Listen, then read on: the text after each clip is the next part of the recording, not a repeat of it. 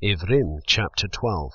We too then, having so great a cloud of witnesses all around us, let us lay aside every weight, and the sin which so easily entangles us, and let us run with endurance the race set before us, looking to the Prince and Perfecter of our belief, Yahushua, who for the joy that was set before him endured the stake, having despised the shame, and sat down at the right hand of the throne of Elohim.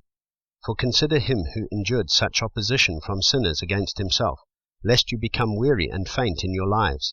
You have not yet resisted unto blood, striving against sin, and you have forgotten the appeal which speaks to you as to sons.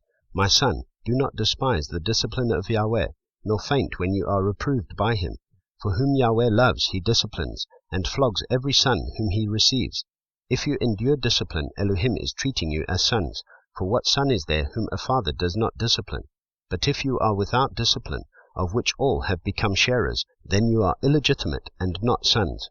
Moreover, we indeed had fathers of our flesh disciplining us, and we paid them respect. Shall we not much rather be subject to the Father of spirits and live? For they indeed disciplined us for a few days, as seemed best to them, but he does it for our profit, so that we might share his apartness. And indeed, no discipline seems pleasant at the time, but grievous, but afterward it yields the peaceable fruit of righteousness to those who have been trained by it. So, strengthen the hands which hang down, and the weak knees, and make straight paths for your feet, lest the lame be turned aside, but instead to be healed. Pursue peace with all, and pursue apartness, without which no one shall see the Master.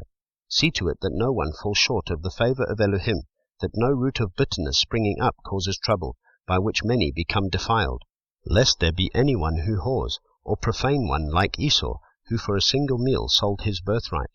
For you know that afterward, when he wished to inherit the blessing, he was rejected, for he found no place for repentance, though he sought it with tears. For you have not drawn near to a mountain touched and scorched with fire, and to blackness and darkness and storm, and a sound of a trumpet, and a voice of words, so that those who heard it begged that no further word should be spoken to them, for they could not bear what was commanded. If even a beast touches the mountain, it shall be stoned or shot through with an arrow. And so fearsome was the sight that Moshe said, I exceedingly fear and tremble. But you have drawn near to Mount Zion, and to the city of the living Elohim, to the heavenly Yerushalayim, to myriads of messengers, to the entire gathering and assembly of the firstborn, having been enrolled in heaven, and to Elohim the judge of all, and to the spirits of righteous men made perfect, and to Yahushua the mediator of a new covenant, and to the blood of sprinkling which speaks better than the blood of Hevel. Take heed not to refuse the one speaking, for if those did not escape who refused the warning on earth, much less we who turn away from him from heaven, whose voice shook the earth then, but now he has promised, saying, Yet once more I shake not only the earth but also the heaven.